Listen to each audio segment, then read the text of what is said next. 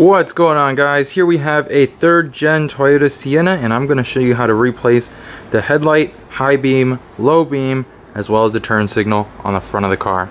So let's get started. All we're going to do is pop the hood on this car first, and it's very simple for this model of the car. You just simply look on the back of here, and you can see right behind the headlight we have a few of these clips. The center one here, the largest one, is the headlamp. The one tucked all the way back here, that clip right there, that is going to be the turn signal. And the one right here is going to be your low beam or your high beam. They're dual function.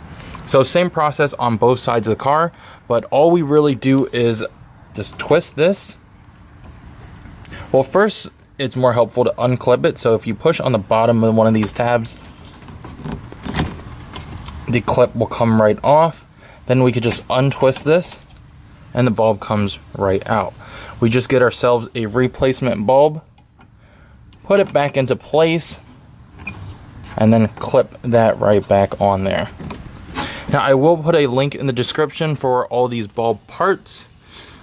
So you can find those down below and find it very easy to order.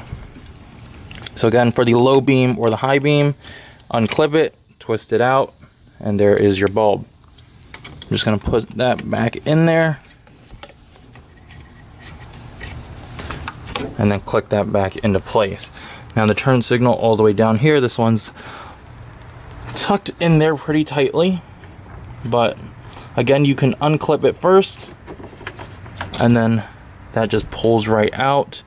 And then for this bulb, you would actually pull it off right there, that black tab. You grab it, grip it from there, pull it out, and then put your new bulb in there.